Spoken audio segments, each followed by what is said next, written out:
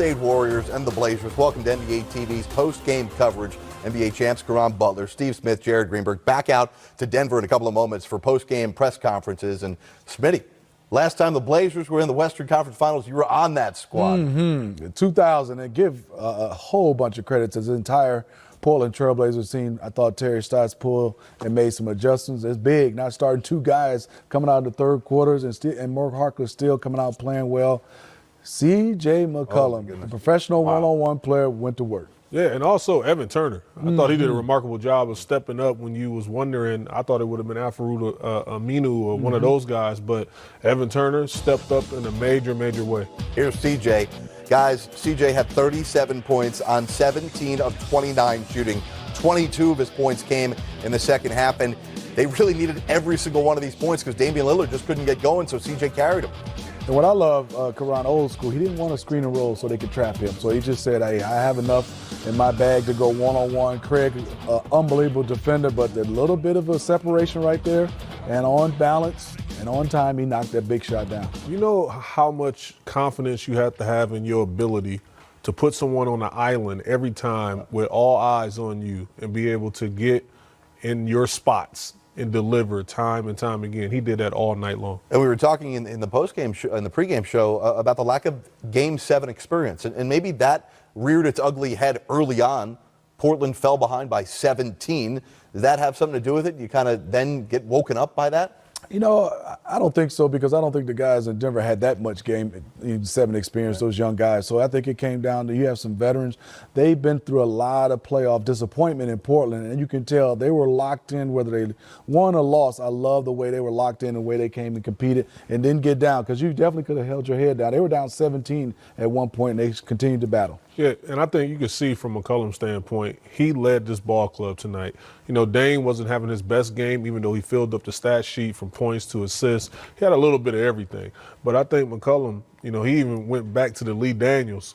You know what I mean? Like, look, I come from there, you know, right. And I think that's what his state of mind was coming into the game where, you know, we're the underdogs and we're going to come and get a quality win on the road.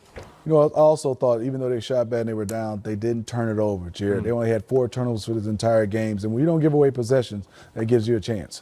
Yeah, Denver's going to be kicking themselves on this one, right, guys? Up 17. This is exactly what you would want to see from Damian Lillard. He scores 13 points on 3 of 17 shooting. Lillard just 2 of 9 from downtown. But the Nuggets missed 17 consecutive threes to end the game. They missed 11 free throws, and they get outscored in the second half to lose this one. The Nuggets had this one. Jared, those are the two stats. I mean, you go the last 17 three-point shots you missed. Yes, we understand you can go cold there, but you love to hit those in this type of game. But you're at that free throw line. There's nobody around. There's no hand contest. It's just you and that free throw line, and they missed 11 of them tonight. They're going to be kicking themselves, and they lost by 4. You can't go out like that, especially at home. Is that 10%? Yeah, that's 10%. Oh, my goodness. I mean, 10% from 3 at home, you're not going to be able to win a game like this. No, the numbers are not good at all for this Denver Nuggets team. You know, for the entire game, as you said, 2 for 19 from the three-point line. But which one's going to be worse here? The three-point line or the free throw line here, because of all those crucial missed free throws? You know, I would look at the free throws for me, because even though there were some wide open threes, I just think getting to that line, and no one's saying you're going to be able to shoot, you know, 100%, but you talk about 11 missed free throws. They didn't shoot bad, but those are the ones you got to make and take. I mean, the missed threes, all of these misses, but I think also for them is they got to be upset about their defense. They couldn't get stops in that second half at all. I think you really got to be upset about your three-point misses also, because when you're at home, you should be able and capable of going out there and hit non-contested shots. And a lot of those shots from the three-point arc was non-contested, you know, from the Portland Trailblazers, because they gave them a heavy dosage of getting back to the guard to stop the penetration. And on the kickbacks, you know, you was able to line it up and have a legit shot at it, but you missed out on a ton of opportunity. And look, you can't do nothing about it now, but it's just a learning curve and something that they got to build on. Again, we'll get you back out to Pepsi Center in a couple of moments for the post-game press conferences. We'll hear from both head coaches. You heard at the end of the game, if you were watching over on ABC, what what Jeff Van Gundy and Mark Jackson were talking about in terms of Terry Stotts. I mean, give him all the credit in the world. I mean, think about what this team's gone through this year, not just the Nurkic injury, but CJ missed a big chunk of the late part of the season with an injury. This is a team who's trying to find themselves with all these young pieces here, Karan. Look, I think you got to give a ton of credit to Coach Stotts, but you got to give a ton of credit to Neil O'Shea also for going out and acquiring Cantor. I thought that was the biggest pickup in the offseason because, you know, you had the injury, and I'm going to say during midseason, you have the injury, then all of a sudden, he's the guy that really kind of been the stabilizer for you. You know what I mean? From scoring the basketball to, you know, being a body. Look, I can't believe I'm saying this, but he was playing defense, you know, and so many times, you know, and he's not known for that. But sometimes your best defense is your offense, and we know he can do that. So he kept them on their heels. This is Ramadan season, and he's doing that, you know what I mean? And he's a little fatigued, but he's out there being the best possible version of himself. Yeah, Rodney Hood, who left the game with a hyperextended knee, he played a big part before getting hurt tonight. He obviously only had 6 points, but, you know, now we're going to start to look ahead and say, wow, what do we look at with Golden State facing Portland here in this series? Well, you know, you got to look at how you're going to play pick and rolls in his Cantor, but you also got to look at you wanted that opportunity to get there. Karan said it best. Sometimes you got to lean on the veterans, and Evan Turner, we still got to give him some credit. He had 10 points in that fourth quarter, stepped up. Rodney Hood not playing, didn't come back. No, Mo Harkless, Amino not playing well. Evan Turner off that bench. They dusted him off. He came off and had a game offensively. Quick turnaround, though, for the Warriors. You only get 1 day off to get ready for Tuesday. It's a quick turnaround for the Warriors, but what I love with the walk-off interview with C.J. McCollum is that he was like, we'll be ready. Yeah. Like, it's like I welcome that challenge. Like, we're built for this. We're made for this moment. So let the chips fall where they may. Remember, the Blazers have had their season ended a couple of times during this run by the Warriors, by Golden State's. Let's go to the podium, guys. Here's Terry Stotts. Terry, could I have a stat sheet? Haven't had a chance to look at one. Thank you. Terry, Sekou Smith from NBA.com. Okay. At some point, do you just get out of the way and let CJ do his thing down the course, you know, down the stretch of this game? Well, yes and no. I mean, obviously we try and get him the ball in places and have his teammates in right spots, but he wanted the ball, and you know, he has the ability to make things happen with it. But you know, obviously we went to him down the stretch, and he made some big plays. But you know, yes and no. Spacing is important. You could call spacing getting out of his way as well. Kind of a follow-up to that, you guys fell down early, big, and it seemed like CJ kind of kept you afloat. What are you telling your guys after the tough first quarter? Just stay with it. Yeah, I mean, our offense was really poor the entire first half. You know, just keep trusting each other. I think trust was the biggest thing. That look, we got a lot of guys who are really confident, and they do trust each other, and generally we find a way. And like I said, the first half offense, it wasn't just the first quarter. I mean, it was not pretty, but you just know it's a long game. It's a game 7, and you have no choice but to keep fighting. Terry, Kerry Eggers, Portland Tribune. What are your emotions after going through that 7-game series, and now you're in the conference finals for the first time in 19 years? You know what? Before I answer that question, I do need to say I thought Mike Malone and his staff did an outstanding job. The Denver Nuggets had an outstanding season. No one saw that coming. With what they did in the regular season, winning close games, winning the division. Jokic is an amazing player. They're a young team. They're going to have a lot of success going forward. So they have my utmost respect on not only what they did in the regular season, but what they did in the playoffs. So I would be remiss if I didn't say that. So your question? My emotions? You know, this is arguably the biggest win that we've had in the franchise for a long time. And to be a part of it, to do it the way we did, I'm thrilled. I'm really happy for our guys. You know, as a coach, I think you experience the joy of the team. Having different guys come in, Rodney go down, Evan coming in, and you know, he scored more points tonight than he scored in the whole series probably. You know, it's just to do it in different ways. Myers coming out, it's such a group thing. And as a coach, that's what you appreciate the most. Coach, you called timeout about 4.5 minutes into the second quarter. You're down 17 points, 39-22. What do you tell your team at that point to keep them engaged when the frustration level had to be enormous? Actually, I mean, they're engaged. There wasn't going to be any quit. I don't think they ever stopped believing. I didn't really have to say much. I don't know what I said, but I didn't have to say much because it was still early enough in the game where we've found ways to come out of those holes. So it was just about regrouping. And again, talk about the trust, and trust and competing are the two biggest things for us. Terry Youngmisuk, ESPN. In the first round, Dame kind of sealed that series, and then tonight it was CJ sealing the second round. What have you seen from these guys? They've long wanted to kind of be known and recognized as one of the best backcourts, and now you guys are about to face Steph and Clay. It's a luxury to have two guys like that who can find ways to score in different ways. You know, CJ does it in one way, Dame does it in another. On a night where Dame struggled shooting the ball, CJ came up big. That's what, being part of a team. So those two guys, if one of them, mostly one of them's going to have something going. So you kind of count on that. And, it was CJ tonight. But it's a luxury to have two guys who can score like that. Terry, Michael Spencer from CBS here in Denver. You guys hold them to 2 of 19 from the three-point line. Did you do anything different defensively or just cold shooting on their part? I'd like to say that we closed out a little bit better, didn't give them quite the same looks. We didn't double team as much. We didn't give up any threes in transition. As far as missing shots, I think it's always a little bit of both. Some of it's our defense, some of it they missed some shots. Jokic hit those first two. I don't think we gave him any clean looks after that. But one of our focus defensively was closing out under control, said that you can take away three and take away the drive, and I thought we did a better job with that. It's probably not so much their shooting percentage, but the fact they only took 19.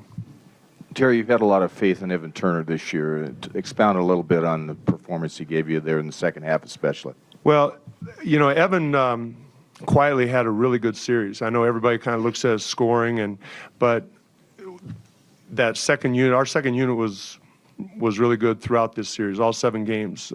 We made runs with the second unit, and Evan was a part of that. His ability to guard Paul Millsap one-on-one on the post gave us the ability to space the court on offense and have him be a ball handler. He played the entire fourth quarter in Game 6, played a lot of I don't know if he played the entire fourth quarter tonight, but he was big. And Evan's been in big games. He's a big game player. He's got a lot of confidence. He's a team guy. And he kind of does whatever we need him to do. Coach, you brought out a different lineup to start the second half. The second half was a completely different game. What were the strategic changes that you made? Well, honestly, it was nothing against Mo or Chief. Our starters hadn't done well throughout this series, and especially on the heels of Game 6, where Rodney and Zach had an impact on the game. We were having trouble scoring, so starting Rodney and Zach seemed the right thing to do, especially with our season in the balance. So that to me wasn't too difficult a decision. The fact Mo came in and gave us some really good minutes when we got in foul trouble. Myers coming in when Zach got foul trouble. So there was those guys that we didn't necessarily count on early, but as far as to your question about changing the lineup, that was. If Rodney and Zach hadn't done what they'd done in Game 6, maybe I wouldn't have done that. But it seemed like the right thing to do. Terry, Joe Barton from The Athletic. Going back to post-Game 5 now, you're down 3-2. It was a rough one here. What was the mindset of the team then? And if you felt like this would be possible, what was it that made you feel good even after that one? The fact that other than Game 5, every game's been competitive. And regular season, playoff game, they've all been very competitive. Going back home obviously gives you a little bit more confidence. And, we just played a poor game in Game 5. I mean, there's no getting around it. If we had lost a tough one and you kind of look at what ifs, but we didn't play well. And I think we were able to push that aside because we didn't give it I don't want to say effort, but we didn't play well, and that's why it's kind of easy to kind of forget about that one. Okay, we'll wrap it up there. All right, thanks, everybody. All right, so Terry Stotts and the Portland Trailblazers. Remember, they got swept in the first round of the playoffs last year by New Orleans. This year, they're going to the Western Conference Finals. Damian Lillard struggled throughout, but hit some key buckets late for the Portland Trailblazers. He chatted with our own three. Here's what we got from these two backcourt stars in Game 7. It was all about C.J. McCollum, and he was just absolutely sensational. Dame, wasn't very good shooting the basketball. I mean, how surprised are you to see a game like this? Didn't it feel a little bit at halftime like we were going to see the next version of the Steph Curry game where he didn't score in the first half and bam, he'd break out in the second half? Or we was going to see the continued play of Klay Thompson the way he played in the first half and continued on, and that's what you saw from C.J. McCollum. And I thought Dame did an excellent job of just rebounding the basketball, assisting the basketball, and McCollum did the same thing. Yeah, and the one thing is, you look at it, I'm impressed by those guys. We know the scoring, and it wasn't there for Dame, but it was there for CJ. Look at the rebounds from two guards. 19 rebounds between those two. That's huge. All right, guys, let's go back out to the podium. The head coach of the Denver Nuggets, who lost in 7, is Michael Malone. Just want to start off by congratulating, obviously, the Blazers on a hell of a series. Congrats to Terry Stotts and that team. Lots of great players, and more importantly, a lot of good people on their roster. So happy for their success. Hope Rodney Hood is okay. And for us, tonight is the end of the season, but I'm not going to allow this Game 7 loss to take away from a magical year. And it doesn't feel that way right now, but when I reflect and when our players reflect on what we were able to accomplish, hell of a year. Couldn't ask for anything more from our guys. Hey, Coach. Jamal was able to string some really strong games together in the postseason. Obviously, a tough one tonight. What's just your message to him, knowing that for you guys to maybe get to the next level, he's got to be a little more consistent, but balancing with the fact that he's still only 22? Yeah, I mean, the future is so bright. I mean, you guys heard me say it all postseason. I love the moment. I love where we're at. But more importantly, I love where we're going and who we're going there with. And that's such a big point of what we're doing here. Just spending time with Mr. Kroenke and Josh and Mr. K said it. We won 61 games this year. It's been over 10 years, I think, since we've won that many games. And Jamal will be a huge part of that future. Going into the offseason, having a game like he had, 4 of 18 from the field, that's going to be a great motivation tool for him. And that's a conversation we had quite often throughout the season. And now 14 playoff games is great players bring it every night, and they produce every night. And, he didn't have a great night, but it wasn't for a lack of effort. We would not be here without Jamal Murray's efforts all season long. And then on the other hand, obviously, C.J. McCollum showed why they have one of the best backcourts in the NBA, put his team on his back, and made big play after big play. But, Jamal is going to be a better player because of this experience. Michael, on your left here, you've spoken a lot this season about how this is a truly special group, both on the court and how they are together off the court. Just what are you going to remember about this specific team when you look back on it maybe years from now? Good question. Maybe I'll answer it in a couple of years from now. Well, what I will remember, Harrison, is truly how selfless they were. And that's a lot of people talk about being selfless, and it's a fancy word up on a wall. It looks cool. But for us, it was something that we actually tried to live. And I think there were countless examples of individuals being selfless throughout the season. I look at Isaiah Thomas and Juancho up the whole game. Those guys are dying to play. They're not playing, but they're supporting their teammates. So that's what will stand out. I got Nikola Jokic in there taking blame for the loss. It's not his fault. This was a group effort. I think the cumulative effect of 14 playoff games and us asking him to do as much as we asked him to do finally took its toll on him tonight. But this group really did play for each other, not just with each other. They cared about each other on the court and off the court. And the best teams I've ever been a part of have had that kind of a chemistry and love for one another. And that's a special group. Your offense has been really good this year. Obviously tonight, only 15 assists. In your estimation, is that just sort of where this game went wrong, was on the offensive end? Well, you have to make shots to get the assists, obviously, to oversimplify it, but we made 2 threes tonight. I thought the game came down to 21 second chance points and us missing 11 free throws. Those are 2 huge areas right there. We talked about coming into tonight in our 3 losses to Portland. They were averaging 18 second chance points per game. They get 21 tonight, and then you leave 11 points at the foul line. You know, those were 2 really big factors, in my opinion, and why we lost. But you know, the bigger question, we were a really good offensive team this year, and whether it's giving them credit, which they deserve, and us missing a lot of open shots. You know, we just couldn't get any rhythm offensively. This game really reminded me of Game 7 against San Antonio. First half, ugly half. Our defense was great, but we couldn't make any shots. So we created no separation. Then they came out in very aggressive manner, tied things up, and unlike Game 7 against San Antonio, we couldn't hold on for the win. Michael Omiyansuk, ESPN. Well, what was Nikola's message to him? Why did he think it was his fault? And also, how difficult is it to stop that little left pull-up that CJ had going? Well, CJ was phenomenal tonight. You know, and all summer long, I'm going to be probably second-guessing myself. You know, out of a timeout, they just go 1-4 flat, and he hits a really tough pull-up. But that's a shot that he makes consistently. And Torrey played good defense, as good a defense you could ask somebody to play one-on-one. You know, but right after, I'm saying we should have sent somebody at him. You know, he's having a great game and make somebody else have to make a play or make a shot. But so he's really hard to guard. As far as Nikola, you know, that's what I love. I hope after 14 playoff games, America, everybody around the world that watches the playoffs, really came to appreciate Nikola's game. Playoff debut, almost averaged a triple-double in 14 games and was playing close to 40 minutes a night. He's arguably the best big man in the NBA. And for him to be as emotional and as upset as he was speaks to his, you know, just truly caring. And he knows that we ask a lot of him, and he's just upset because he didn't think he did enough for us to win the game tonight. And I love the fact that he's not afraid of the pressure to put this loss on him, even though we all know it's not on him. All right, we win together, we lose together.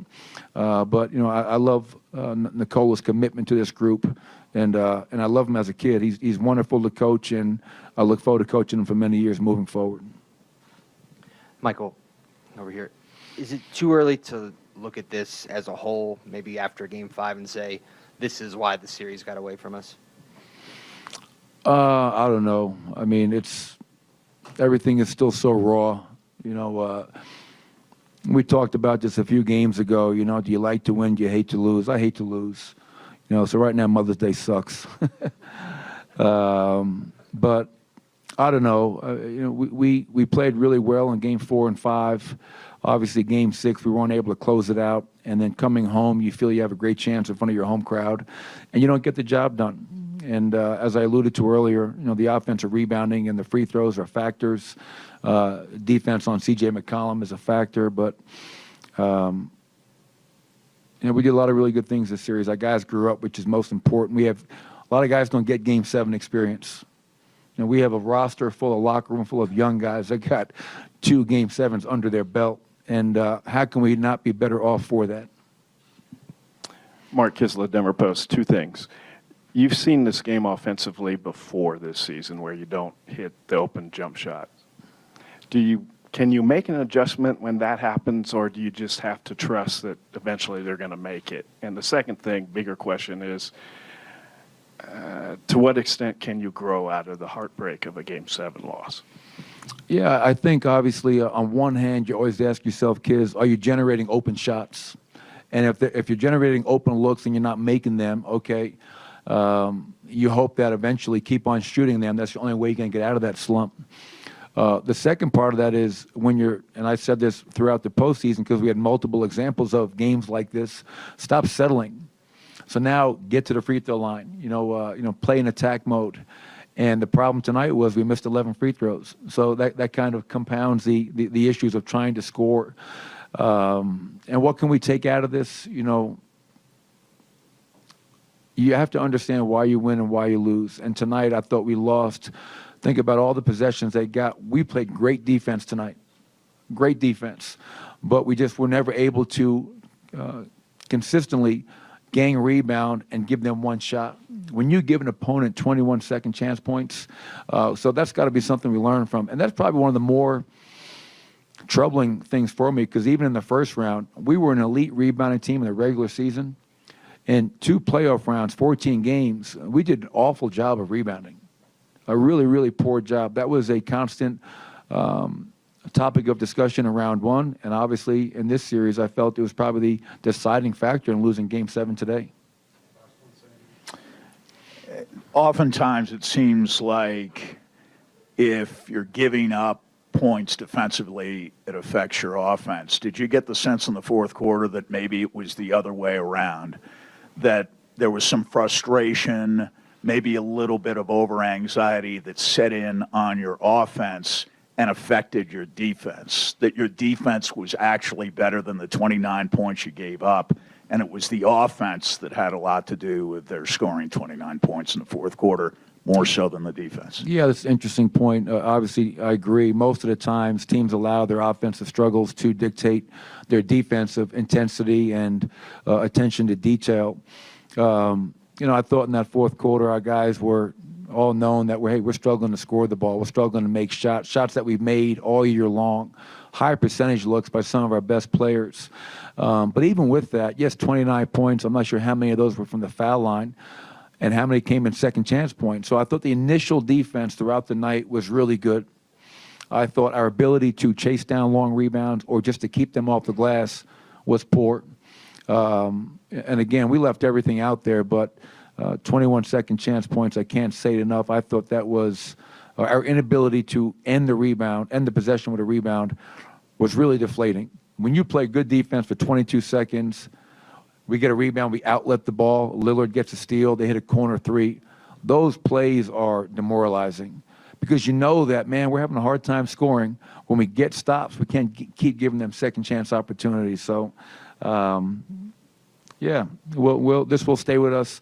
Last year, I'll end it with this. Game 82 in Minnesota, losing overtime, chance to go to the playoffs. That was a rallying cry. That was a motivating loss. All summer long, mini camps, summer league, training camp, preseason, regular season, first round, second round. It was a motivating force. Tonight's loss is going to motivate us. It's going to motivate not just Jamal Murray because he was 4 of 18, but we have now tasted what it's like to win in the playoffs. We have tasted how close we were to get to the Western Conference Finals. So we'll use that to come back a better team, and I look forward to that challenge. Thanks, everybody. Appreciate it. All right, we'll come right back, get you back out to the podium. We'll hear from Evan Turner and Enes Kanter, as well as C.J. McCollum, and players from the Nuggets expected at the podium as well. Portland moving on to face the Warriors after C.J. dropped 37 in Game 7.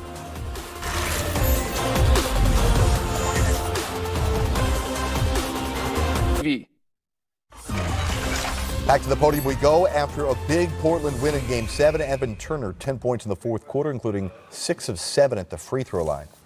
Enes, good series between you and Jokic. Your thoughts of your battle with Jokic and how difficult he was to contain. You guys did a pretty good job tonight. Your thoughts on the strategy on Jokic tonight? I mean, obviously he's an unbelievable player, man, and I'm shocked how he plays with that retirement-looking body. I think it's just he's been out there. I mean, he can pop, he can roll, he can pretty much do everything. He's like a quarterback. So if you don't make him feel uncomfortable, he's gonna pick you apart. So I think the whole series, especially tonight, we did a pretty good job on him. Kerry Eggers, Portland Tribune. Evan, you had 7 points in the playoffs up till tonight. You had 14, but beyond that, you did a lot of other things. Talk about how you felt you had to contribute tonight in Game 7. No, I just always stayed ready for when I needed to. There wasn't anything else, just throughout the games, I guess just leading up to this, was just showing I could, defend a bigger player, shot when I had the shots. And that was pretty much it. And, things play out the way they're supposed to. And, just me being a pro and, being in the league for so long and fortunate to be in situations already throughout my career in these type of situations. I kind of knew I in pressure time, I'll be fine. It's just how I've always been. Casey Holdell, Trailblazers.com. What was kind of the team's mindset or mentality down 17 and at the halftime when you guys were obviously down considerably? Yeah, I think when we went down 17, with 7 minutes left, I think in that timeout we just all huddled together and just said we need to get closer. It's a long game and we haven't even played well yet and everything is going to work out. That was legit it. And we went into halftime down 9. And just like Game 6, after the first quarter, things started going our way. Evan, can you speak to the team's just character and resolve? Down 3-2 in the series, down 17 in Game 7, but yeah, here you are. Yeah, I just think we're a pretty tough team. We always stay together. We stay confident. I think we've always been a confident group. Once again, everybody talks about the playoffs over the last 2 years, and I think we paid our dues to really get to this point and make it, to battle through. You know what I'm saying? We had adversity this whole year, with Paul going down, with, Nurk going down, and, with Yim, John Yim being in a car accident. So I think, once again, pressure can, bust pipes or make diamonds. You know what I'm saying? So we never thought we were about to lose or anything like that. Ennis, did you have the feeling in the fourth quarter that you were the fresher team, and in particular among you and Miles and Zach, maybe you wore down Jokic? I think so. I think, we were the fresher team. I think we'll be a whole season we did a really good job, staying in shape. And I think our bench is just so deep, man. Everybody can bring so much to the table. So everybody's, whoever's in, is just giving themselves 100%. We're playing hard, playing smart, and the most important thing, we're playing together. Ennis, Duncan McKenzie-McCarthy here from Australia. It's been well documented that you're going through Ramadan at the moment. Is it true that you're carb loading at 3:30 this morning and you weren't allowed to drink water during the game? And how are you holding up, mate? I'm actually holding up pretty good. I was just scared because it was Denver, because of the altitude. I thought it was going to be worse, but I'm doing pretty good. But I think all I'm thinking about, not even win right now, just drinking water, very thirsty. But I think I've been talking to lots of pros, especially Hakeem, and I've been texting him, just giving me lots of advice. So I appreciate him a lot. But I'm pretty good, man. I think my teammates give me a lot of confidence. I think the game of basketball is mental over physical. So I think I'll be fine during the stretch. This question for both of you, Stefano Pizarro from ESPN. With everything that C.J. McCollum did offensively today, I think probably one of the biggest moments of the game was his chase down block in the fourth quarter. What was the feeling on the bench or on the floor when you see him make such a big play on that end of the floor, on top of everything else he did do for you guys tonight? I was kind of like around half court or whatever, so I was kind of picking up my speed. So when he blocked it, I was like, oh shit, I gotta get down there and help, or else it'll be on film. Then I didn't run back. So I kind of knew he was gonna do it. He's a superb athlete, and like I said, he was battling all day, and that was just a dude doing whatever it took. And luckily, when it came down at it, that was a big play in the game that helped us.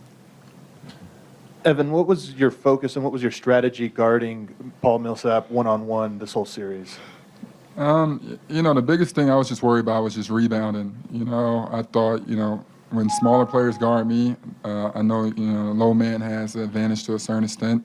I know I'm relatively strong. I know he's very, very strong. And other than that, I always just say, if you're not no diss to Paul because he's so skilled and unbelievable, but if you're not like a crazy athlete, I'm pretty sure I could stick with you and stay in front of you. And, that was pretty much it. I can play defense pretty well, so I wasn't really worried about anything. But if he got me low into the paint because he's really tough and, he's a, all-star and, a great player. 2 more questions. What was the scene like, you guys, in the locker room as you got in there, and both of your thoughts on getting into the conference finals now? I mean, it's amazing, man. It was just so cheerful. I've been in that position before with the Oklahoma City Thunder, but this is definitely the most special one, because this group is family. I don't look at them as my teammates. I look at them as my family. So I'm just very happy for them. And I joined this team February. So I mean, I'm still pretty new, but I can tell how much the off-the-court stuff translates to on-the-court stuff. So I think I'm really proud of and very happy for him. Last question. KCLTrailblazers.com. Evan, kind of along that same vein, your thoughts about Jody Allen and her coming into the locker room and talking to you guys after the win.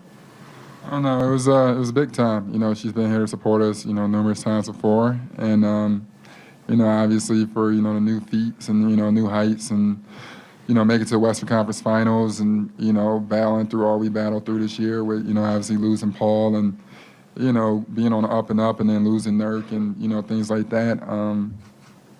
I guess life balances itself out. I'm not saying this makes up for the tragedy we had, but even when things occur, you can kind of feel it's going to be a special year. And sometimes, not to make it weird, but the spirits of, Nurk or spirits of Paul is, alive and well. And, I think it's great for Jody, obviously to be able to support us and, do all that great stuff. And, obviously this win was just as much for her as it is for everybody back in Portland.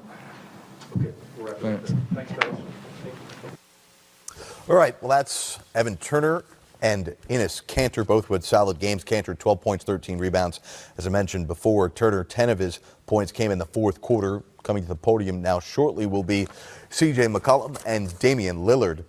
C.J., 37 points, 9 rebounds on 17 of 29 shooting. Lillard, he struggled throughout this one, although he played tough down the stretch. 13 points, 10 rebounds, 8 assists for Lillard, and 3 big steals.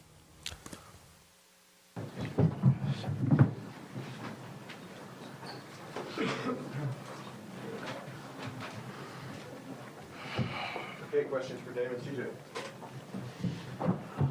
CJ, just an amazing performance. I've seen a lot of basketball. Incredible the way you played. Your thoughts on what kind of zone you were in, because at some point it looked like you could not miss tonight. Your thoughts on your game tonight? I thought I was aggressive before the game. My brother texted me, told me not to settle. He told me to get to the mid-range, get to the floater, get to the rim as much as possible. So I just tried to be aggressive. I thought I played a pretty solid game. I thought I missed on a few plays. I had a pump fake guy got in the air. I should have jumped into him. I cost us 2 points on that possession. I missed some left-hand layups, and I think I shot one too many threes. But besides that, I think I played pretty well. I wanted to empty the clip tonight, and I thought I did that. Dwight James, NBC Sports Northwest. Dame, you've been around a while, and you've seen this culture change and really morph over the time you've been here. And I see after the game, there's employees, staff, front office, owner, everybody's there celebrating. Yeah. What do you think this shows about the culture of this team? I mean, I think it speaks to the character, of our organization and what we've become. Obviously, we had the roster turnover 4 years ago, and everybody was quick to shoot us down, count us out. And at that point, we didn't know for sure what direction we were going to go in, but we definitely leaned on the culture that we wanted to create. We leaned on that, doing things the right way, working hard, being about each other, not being about one guy or two guys. I think we really built that up from the jump.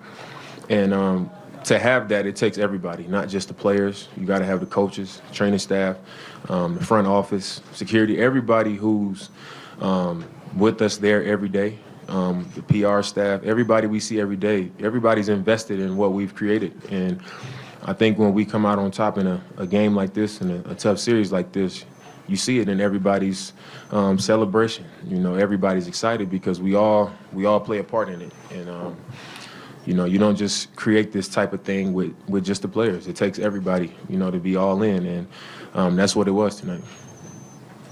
KCLTrailblazers.com. What was the mentality that you guys had when you were down 17 and when you were down 9 at the halftime? Obviously, at that point, Game 7, looking pretty tired. I think for us, the biggest thing was to just take it one possession at a time. I think we came out a little tight defensively. Things were too easy for them. They was getting transition baskets, dunks, drop-offs. We just needed to make it a little bit more difficult. And I think as we settled in, we understood that it's a really long game. They were at home, and if we can get the game close, we felt like they would tighten up. And our biggest thing was just one stop at a time, one possession at a time. And I think as the game went on, we did a much better job of defending. I agree with what he said. Matt Stevens, Denver Post. Damian, Torrey Craig's guarding you most of the game. He leaves late in third quarter. It seemed like you got hurt. Did that help open up the floor for you and the rest of your team to help flip the script on this game? I mean, I only made 3 shots, so I mean, they had a great game plan as a group. You know, I don't think it's a single person that could stop me from getting to certain spots on the floor. I think I'm able to get to where I need to get to, but, you know, when I'm coming off pick and rolls, 2 guys come to the ball, the defense is pulled over. So I just tried to focus on, you know, making the right plays. CJ had it going, and, you know, I think when I see him in that type of zone, I'm not going to, you know, shy away from the game. I'm going to still be involved in the game. But I'm not going to force anything because what we were doing was working. So, I mean, he's a good defender, and their game plan worked out well for them as far as me shooting the ball tonight. But I thought the game opened up a lot because of what CJ was doing, getting downhill, getting into the paint. And they were having to help a lot more, and guys got, you know, offensive rebounds because they had to help on CJ, weak side shots and stuff like that. I thought that was when the game opened up for us in the half court. But what we did defensively allowed us to, you know, get out and get them scrambling more than anything. Sandy Clough, 104.3 The Fan in Denver. For either one or both of you, did Myers Leonard coming in the second quarter, and I know he didn't have a single rebound, but he was a +9, and that was the best figure of any player on the floor tonight. Did his banging Jokic around late in the second quarter allow you guys to settle down and maybe get back into the game a little bit?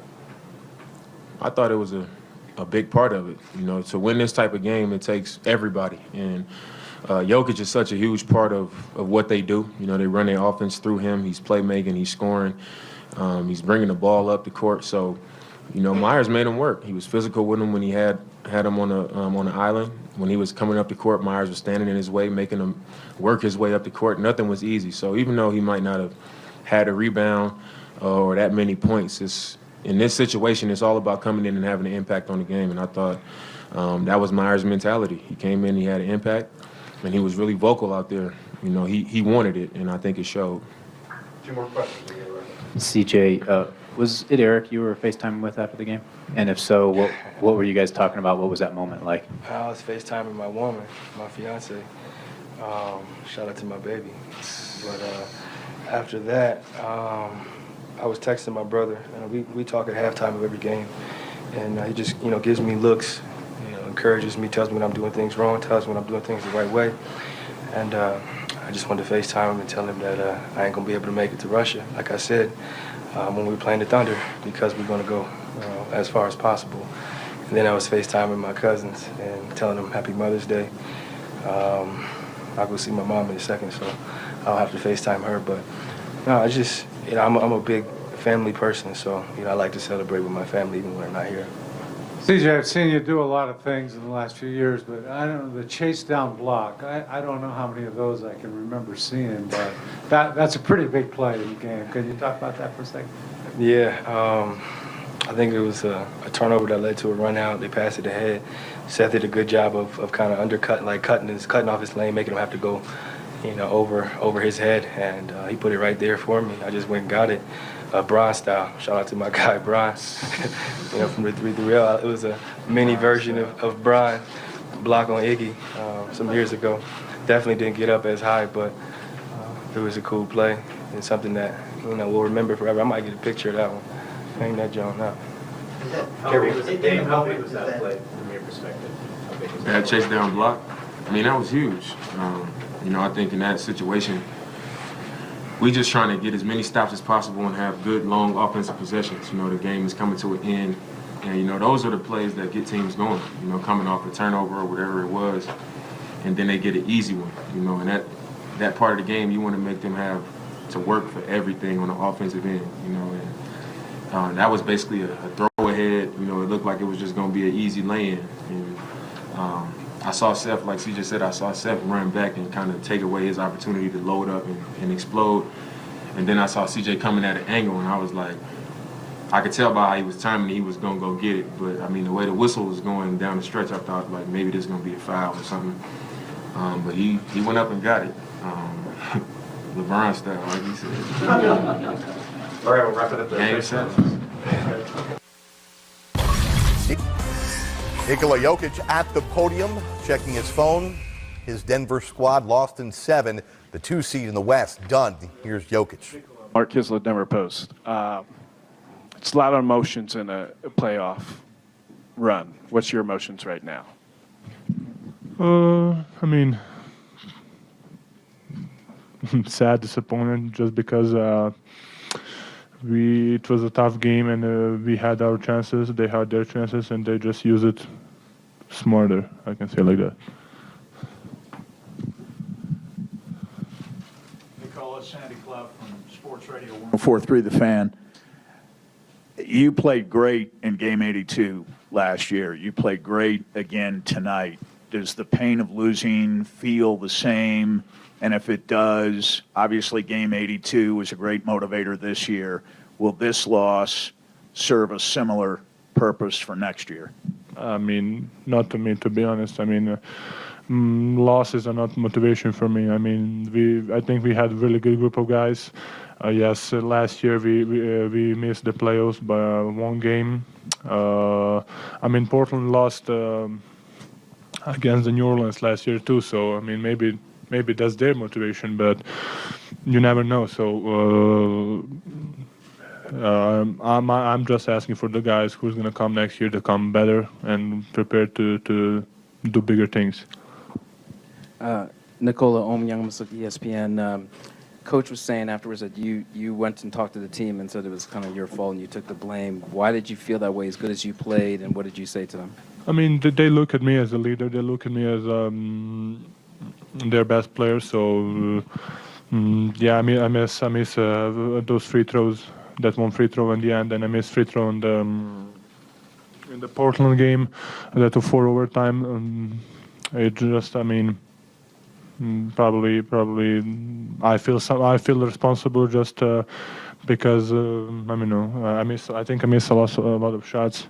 Yeah, I missed a lot of shots, and I supposed to make some of those. So it was physical game. It was tough game. That's it. Joe Varden from The Athletic.